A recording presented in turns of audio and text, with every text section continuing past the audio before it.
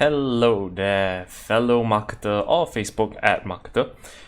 In today's video, I found something quite interesting on the internet. It's a cheat sheet, and it's a really good one. It's basically what I've been thinking about to create for myself. And then, yeah, I just randomly found it after going through some videos to study.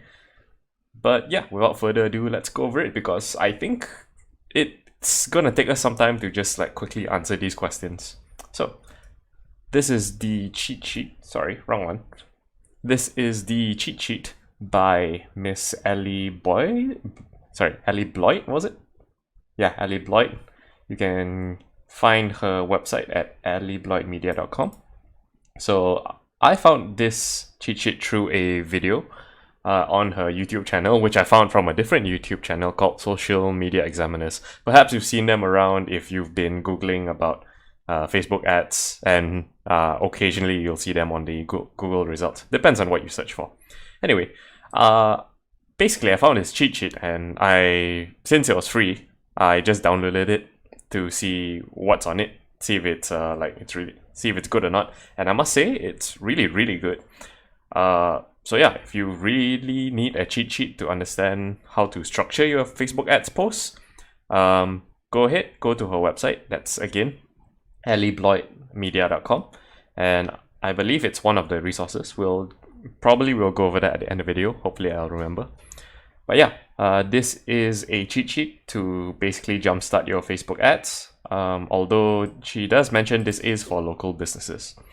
That said, after going through all of the items on the list, even though I briefly did it, I realized you kind of have to know a little bit about Facebook ads before you can fill it up, because some of the items on the list, so to speak, are kind of jargon, or if you don't do Facebook ads or even marketing in general, you won't really know what she's talking about. But we'll get to that when we get to that. So first things first, initial steps when you're doing this jumpstart pack for yourself or for your clients. So first of all, decide on your goal, research your audience, and develop your avatars. So these three I would categorize as its own thing. So regardless of who you are, you need to have a goal, an audience, and an avatar of your audience, because within your audience there can be specific type of buyers. So I would categorize the first three as its own thing, something like maybe business goals or campaign goals, something like that. Or should I say marketing basics? Because even if it's not Facebook ads, you can kind of use these three things, these three items for different uses. You could do it for YouTube. You could be doing it for copywriting, maybe even SEO, maybe depends how you do it. But yeah, these three are kind of distinct, where you need them regardless of whatever you do. Because on the next part, like install your Facebook pixel. So based on the clients I've worked with, and maybe you, the listener, based on the clients you work with as well, maybe they don't have a website, maybe they just cannot install a Facebook pixel. Because for me, I'm Malaysian, I work with clients that sell on platforms known as Shopee and Lazada. They are the equivalent of Amazon in the United States, or the West basically. So on places like Amazon, Shopee, or Lazada, you can't really install a Facebook pixel. I'm not sure about Amazon, but for Shopee and Lazada, there is something like a pixel. It's called a CPAS, which is a collaborative platform advertising collaboration. I believe that's the word. Anyway, it's basically the pixel. However, you don't install it. The platform owners of Shopee and Lazada install it. Or for the sake of example, let's say Amazon has its own CPAS, they would install it for themselves. And basically, you need to tell them like, hey, I'm interested in getting the CPAS for myself or my client. Could you give it to me? Then yeah, then and only then can you actually get this pseudo Facebook pixel. I say pseudo because it's not as good as an actual Facebook pixel. A lot of the data gets messed up. But yeah, that's just based on experience. Anyway, back to the list. So install a Facebook pixel, map out your funnel, design and build your funnel. These three, I would separate it out as a different thing as well. So the first part was kind of the basics of your marketing. Second would be essential tools that you need for your marketing. It's kind of the same as the basic, but I would say these are kind of tools as well. So map out your funnel. You can try the difference between this and the previous one would be your audience doesn't really change. However, your funnels can change over time, because the thing about marketing is you're going to be testing and always testing, basically. So map out your funnel and build your funnel. These things are essential to your campaign, but they can differ from one campaign to a different campaign. So that's why I would kind of separate out these three things. The rest are tools that are not essential, but depending on what kind of campaign you need, you can use these kind of tools for it. So things like design and build your bot. In this case, Allie is referring to a chatbot, something like ManyChat. Create custom conversions and events.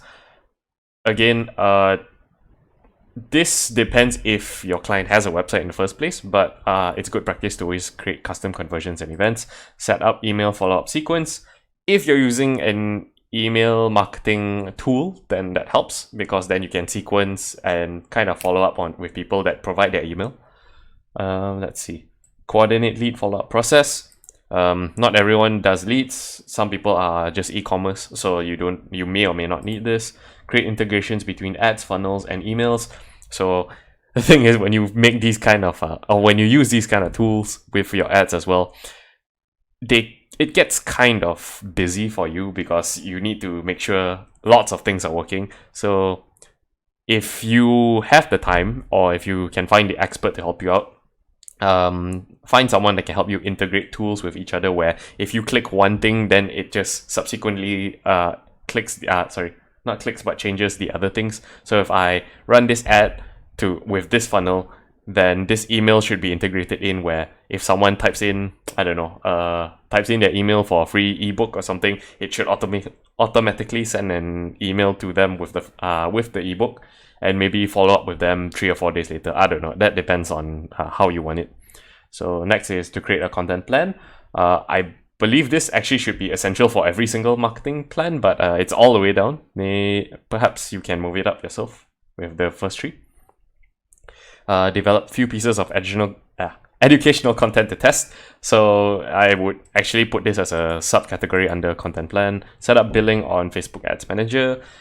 That's kind of a one-off setup. Make sure you have your credit card or whatever card tied in with your Facebook Ads Manager. Then you can only start running. If not, you will be just unable to run. Optimize Facebook page with services, story, and cover photo. So services and story, especially story, you kind of need to decide your goal and know your audience first before you can craft the story. That's kind of a branding thing, and it really depends on client to client and or the marketing agency you're working with.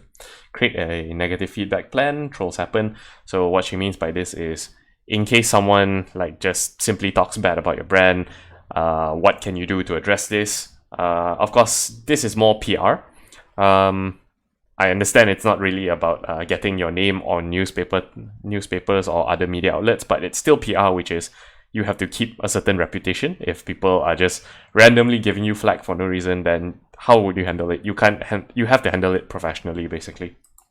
And last 3 would be know your numbers and targets for cost per lead, cost per click, and cost per engagement. Identify your KPIs. Typically, cost per lead is your number 1 KPI, and set your budget and divide by cold, warm, and hot traffic. So let's just go over these 3 real quick. So know your numbers. Just know what is costing you to get certain results. So cost per lead, if you are a service-based agency or service-based business, then you need to know what's your cost per lead. Cost per click, every single e-commerce and agency, whatever you do, any online business needs to know how much a cost per click is. Cost per engagement, you kind of have to know this, because although it doesn't really affect your bottom line, it will tell you if your ad is performing well, basically.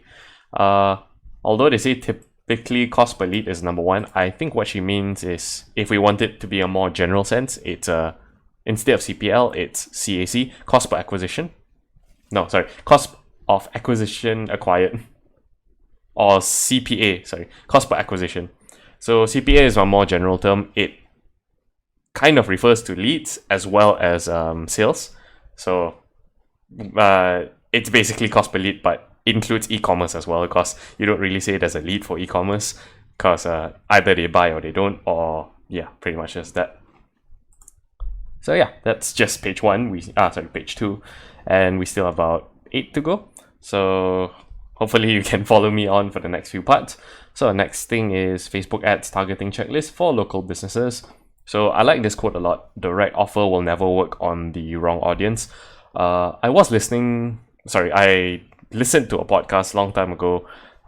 In fact, the podcaster mentioned this example a few times, which perfectly reflects the right offer will never work on the wrong audience. So if you're selling water and you're selling it for $10, you can probably still sell it to a guy who's super thirsty in the desert, because that is the right audience. He's someone who's so thirsty he would just pay anything for just a glass of water.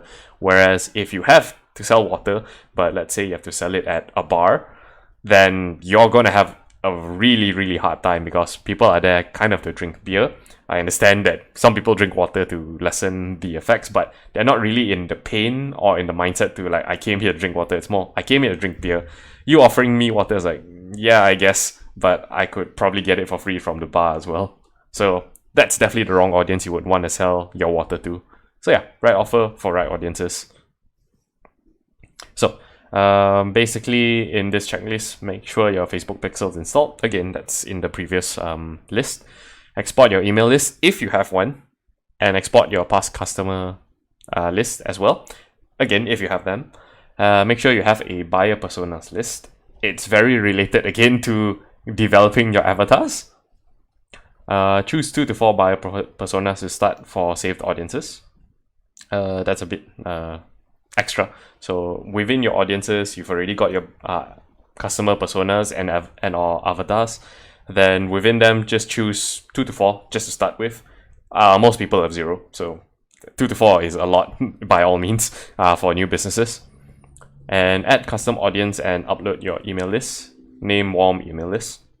So this is your basically, let's see, and upload your email list. So this is your email list, custom audience. Okay, so your first custom audience will be your email list. You name them as warm. So one thing to note about it is if I'm not mistaken, you need 1,000 emails for Facebook to make sense of it. Even 100 is way too little. 500 is still too little for Facebook's machine learning to really take into effect. Same thing goes for using past customer lists, because it might work slightly different for it, but I believe rule of thumb is you need at least 1,000 names on your custom audiences, be it your email, your past customer list, whatever list that you want to create on Facebook. If it's a custom audience list, you need a minimum of 1,000. 1,000 entries basically, non-repetitive by the way. Yeah. Then create lookalike audiences based on your warm and hot audiences. Again, this only works if you even have them in the first place. So most people would start from just cold, which is interest based. Create a custom engagement audience from 180 days to 360-day window. So half a year to a year, roughly. If you use video, create custom engagement audience for video views at 25%. So, okay, wait, I forgot to explain it. A custom engagement audience, it's different from a custom audience because it requires people, it requires people to engage with certain media that you post or have. So if people engage with a post, you can consider that as custom engagement or engagement. If people go to your website, if the pixel's installed, that's also, you can classify that as engagement towards Facebook. So you want a 180 to 360 day window basically. And same thing for video. If you have a video post or video ad, if people have watched at least 25% of the video, then you can actually put them into this custom engagement audience and retarget them. I think that's further down. It's not mentioned here, but it's further down the other pages. So then you create custom audience based on web traffic for 180 days. Okay, so I believe I explained it earlier, but I accidentally included it here. So custom engagement audience only refers to your Facebook posts, be it they clicked like, they they clicked one of the pictures, or they clicked the link, and or if they've watched the video. Again, for the video views, these are engagement metrics. So there's also custom audience for web traffic for 180 days. So if people go to your website, then you can put them into this list. Then one level further would be it's kind of web traffic, but for key website pages. So let's say you have multiple, if you're an agency, you have multiple service pages. So if they go to service page A, keep them into this custom audience. If they go to service page B, keep them in this custom audience, etc., etc. Works for e-commerce as well, because more if you have a larger catalog, because then you have a reason to do it. Because let's say you sell, you're in the mattress industry. Maybe you don't only sell mattresses, you sell different types of mattresses. So you have spring, you have, I forgot what's the other one called, foam, was it? Yeah, it's some kind of foam. I forgot what's the word before foam. Maybe you don't only sell mattresses, you sell comforters as well, blankets, what's it called again? Pillows and bolsters, etc., etc. So if people land on certain pages, you want to keep them to a certain audience. That's it. That one's really up to you how you want to do it. Also create a custom conversion for main landing page and thank you page. I believe, I'm not sure about the main landing page, but for thank you page, it's good because you want to create this customer list so you can exclude them from future ads, basically. Especially if you're in the service-based industry, because it's like, they're already your client. Why would you be showing ads to them again? It makes no sense because they already bought from you. So when they reach the thank you page, if they reach the thank you page, you should put them in a list of exclude from this list, an exclusion custom audience list, basically. So next, create dream neighborhood and zip code audiences not available for certain businesses. This is true if you are in the US. I believe this is mostly available. If you are like me in Malaysia, I believe you can't really create a dream neighborhood and zip code audience. Target an address and select 1 mile radius. Oh, wait. Okay, so geo-targeting you can. It's kind of hard to explain because it's easier to show. But within your ad set level in the business manager, when you're choosing your audience, you can pin drop and then choose a location. Yeah, that works actually. So I believe most places should be able to do it, but it really depends on the law. I'm not sure about Europe. And last but not least, create safe audiences based on buyer persona, aim for size of 100,000, focus on location, people who live in the area, gender, age, job titles, interests. Again, the head of those you're targeting. So this really depends on you knowing about your customers, their personas, etc., etc. If you're the business owner, you definitely need to know this. If you're the marketing agency that's helping the business owner, you also definitely need to know this, but you may not know it in detail. So you'll have to ask the business owner more questions to just get a better perception of who exactly you should be targeting to.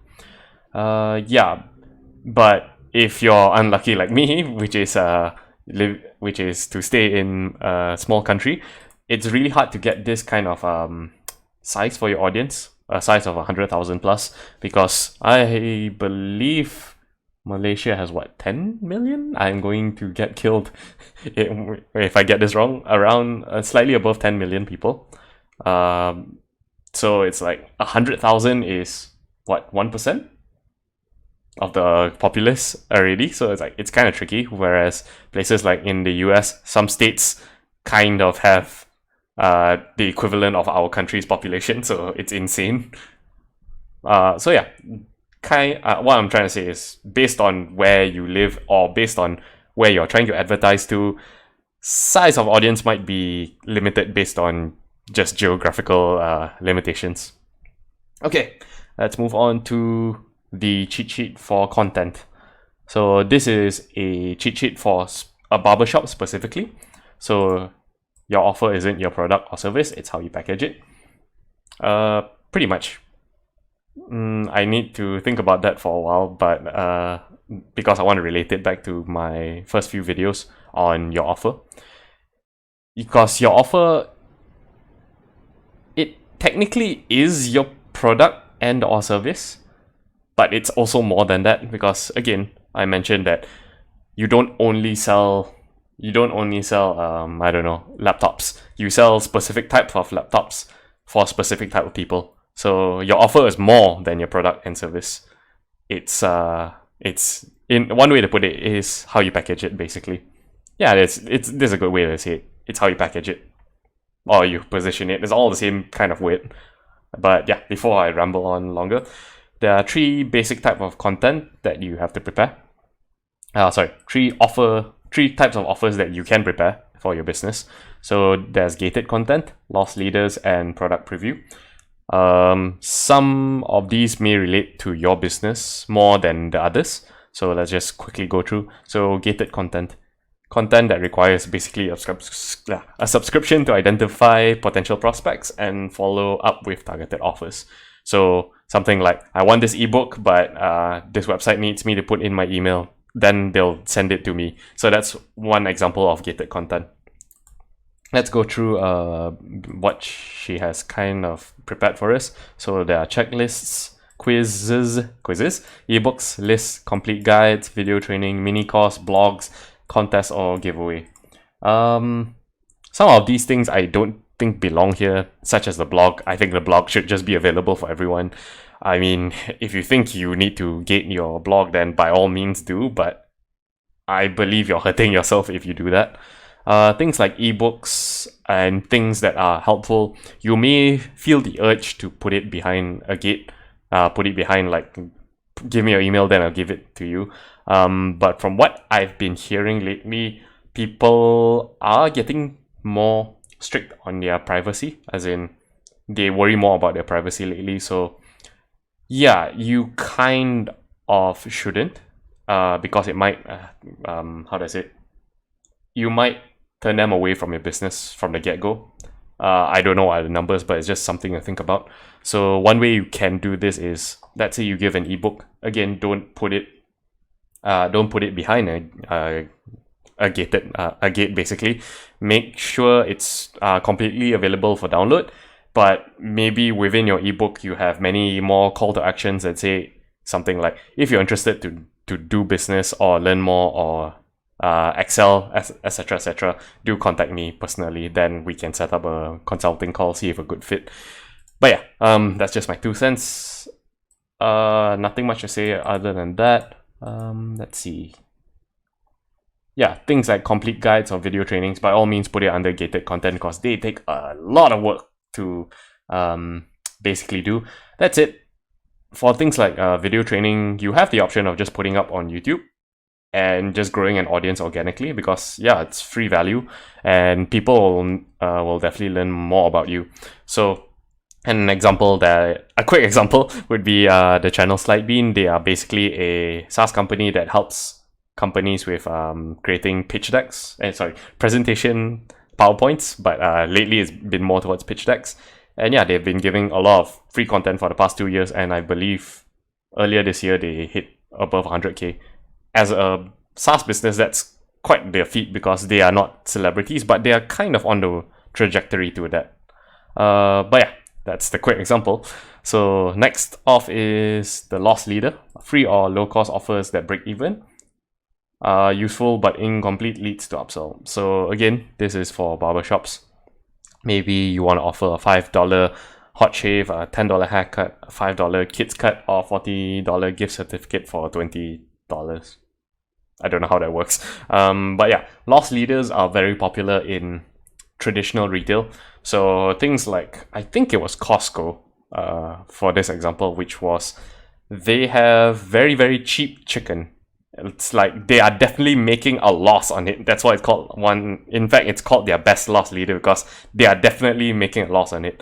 But it's strategically thought of, because they put that special loss leader chicken all the way at the back of the store. So you actually have to like look at other things in the store, and based on their results and research, most people, because they want to buy the loss leader, will tend to buy other things as well. So it kind of makes up for itself. So the main point of a loss leader is to break even and or kind of profit on other products or upsells in the future. which leads to an upsell. Try to basically have better offers after you kind of get them warmed up, because the point of a loss leader is just provide really good cheap value. Then your upsell would be, I can provide you more value, but you have to just pay me more. And if your product is good, then that should be no problem. So last but not least, product preview. So a taste of your products or services. Offer no value without purchase. Offers no value without purchase. Offers no value without purchase. Oh, okay. Yeah. So things like free eyebrow shape with a cut, kids haircut free with first adult cut, free hot shave with first haircut. These things are really good for, for of course the barber example, but again, you need to spend money and then you'll get something for free. Very common, especially in F&Bs, food and beverage businesses. Something like what in in Malaysia, we have this company called Burger Lab or My Pizza Lab. Right now, they are doing a lot of offers because they are trying to push out their app, which is, for example, they have a birthday offer which is buy 2 free 1. So yeah, you need to buy 2 and then they'll give you 1 for free. And I'm not sure about this last one, monthly subscription. I'm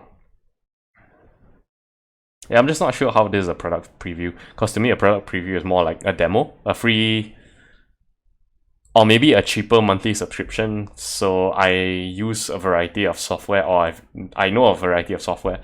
One of them is called Ahrefs. Ahrefs, I don't know how you want to pronounce it. It's an SEO tool, basically. They don't offer you a free trial, but they offer you the first 7 days for $7. So not really a monthly subscription, but it's kind of a super cheap trial. There is a reason for that, but I think I'll be going on to a different tangent if I talk about it, because we are at number 5 right now, and I think I've spent about 20 minutes. 27 minutes, great. So hopefully I can get through this faster. So next are 3-level ad strategy cheat sheet. So 3 levels when you're running your ads. First, you have your educational level. Second is your offer level, and your third is retargeting. So within educational and awareness, use these types of content, basically your videos, your blogs, your posts, and kind of use them to segment your audiences. Because certain people will prefer to watch certain videos or read certain type of blogs. Common example I always hear is about gyms. You don't go to a gym just to lose weight. You also go there to either build muscle or maybe improve your flexibility. So these are three types of reasons people go to the gym. So you could create 3 different videos for these 3 things, and then you just post it up, because what you want to do is segment them. People who watch videos how to lose weight, how to build muscle, or how to be flexible, because certain people have one goal in mind rather than all 3 at the same time. So videos that educate, entertain, or demonstrate, educational resources that help them decide, images that inspire your audience to buy, transformations, build social proof, and subscriber opportunities chatbot. So first 3, it's kind of like what I just mentioned. You have the content build out, so people will actually engage with it, which is look at it, and if it's a video, they'll maybe watch hopefully more than 25%, and you can retarget them later. It's really good if you are a kind of physical business. Of course, not really good right now because it's kind of COVID season. But if you're a gym owner, it's really good because, again, social proof. You can show people like this. One of my clients, he has been with me for about a year. His goal was either building muscle, losing fat, or flexibility. Let's say flexibility. His goal was building flexibility. Previously, he couldn't do a split. Now he can easily do a split. In fact, he can just do, I believe it's called a bow, which is you stand up and just lift the leg, and then it's like a bow, basically. So that's building social proof. And subscriber opportunities to the chatbot. Let's say you have a blog post or maybe a free ebook, then you can put it behind a chatbot. It's kind of like a mini subscription, which is you put on your post, if anyone's interested for a free ebook, just message us on our Facebook or Instagram and you'll get sent an ebook. So that's less, how do I say it? It's less of a pain than an email subscription because it's just on Facebook. So with chatbot integration, especially now for Instagram, if you can program certain keywords like free ebook, like you just tell the potential audience in your post, like, if you want this free ebook, type free ebook in our message and we'll send it over to you. So that's kind of the subscriber opportunity in chatbot. You can talk a lot more about how that works, but that's a totally different topic. So level 2, offer. Promote a core offer for one product or service. Okay, so now you want to offer something and hopefully convert your customers into buying. So you want to have creative packages that set you apart, content that overcomes objections, showcase your process or work, and leverage sense of urgency. So what do these actually mean? Creative packages that set you apart. How are you different from the other person? How is your gym different from the other person's gym? That's for you to decide. It really depends on your offer and who you're trying to help. You can niche down, you can be more general. That's really up to you. For example, we help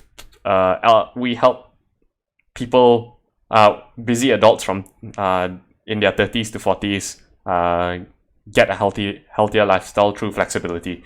That can be your main offer. That can be your main package. That will set you apart from most other gyms, because most other gyms are not specific. Most other gyms are, we have a discount. It's like, cool. Okay. Then yeah, that will definitely set you apart. That's just a quick example. Content that overcomes objections. Kind of related to building social proof, which is show, if you have clients, show what you've done for them, how you've helped them, and how you could possibly help the next client, basically. Showcase your work or process, kind of similar, but maybe you want to say like, with this client, we had this kind of results. This is exactly what we did, and we can help you with this process. Then you show A, B, C, something like that. Then leverage sense of urgency. This depends on you, honestly. If you want to have urgency built within your offer, which is, we are only something like, if you're a gym owner, we are only accepting 10 to 20 more new people to join us, and offer ends in 14 days. Then it's like, hope to see you there, something like that. That will be leveraging the sense of urgency within your offer. So now comes to retargeting, or level 3. Scoop out leads that didn't finish or engage previously and try to ascend them. So at this level, they've seen your ads, they've engaged with them, they just haven't pulled the trigger.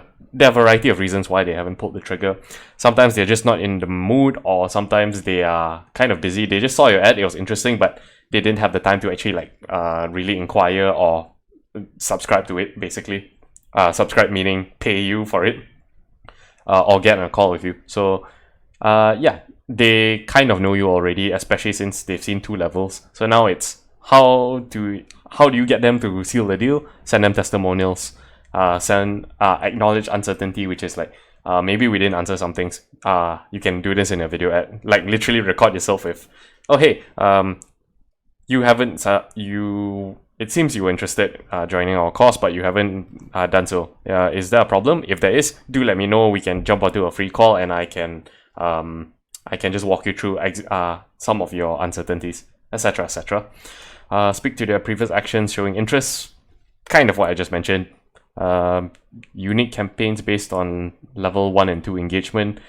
So that one's a bit tricky. It's not tricky per se, but it does take a lot of effort, where you have to understand what exactly you did in levels 1 and 2, and who exactly has engaged in level 1 and 2, and why. Then create a special 3rd level unique campaign just for these people.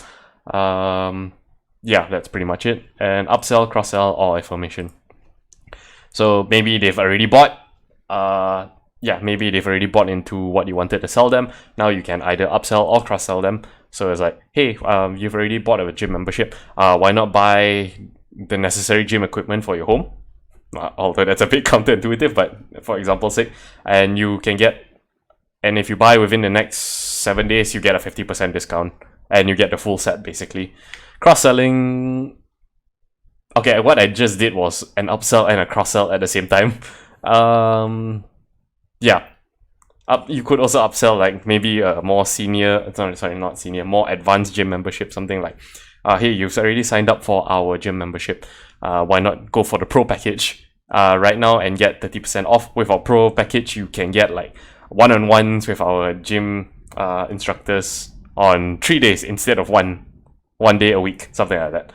I'm not sure what she means by affirmation actually. Maybe something like, hey, thanks for joining our course or joining our gym. Hope to see you soon. Just remember, we are here to help you, so don't hesitate to drop us a message, etc., etc. That could be what she means by affirmation. I'm not too sure.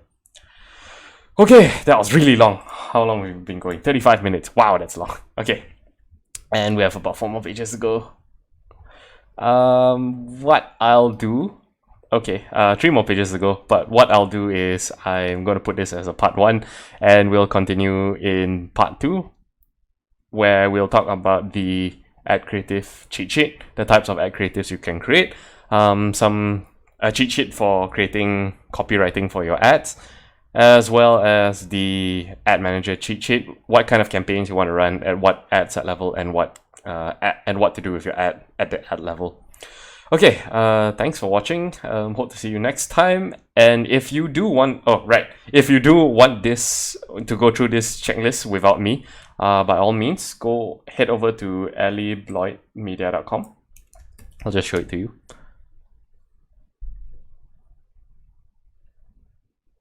Yeah, head over here. I forgot where exactly. I think it was this. Yeah, so get started with my Facebook and Instagram ads. Ultimate Jumpstart Pack for local businesses. This is gated content, as we've noted. So just put your first name, your email, and click yes please. And now I believe you have to do one other thing before she sends it over to you, like watch a video. It's a smart video, which is only when you reach the end will it actually give you the this file basically. But yeah, this is a really good cheat sheet. First of all, I'm not affiliated with Allie Bloyd. It's just something I found, and I was thinking like, oh, this is exactly what I wanted to make, but I just didn't know how to make it. So yeah, if you want to go through this checklist by yourself or use it for yourself, by all means, go to alliebloydmedia.com and just download it for yourself. This video has gone on long enough. So yeah, thank you for watching all the way, and I hope you have a good one, and I'll see you next time. Ciao.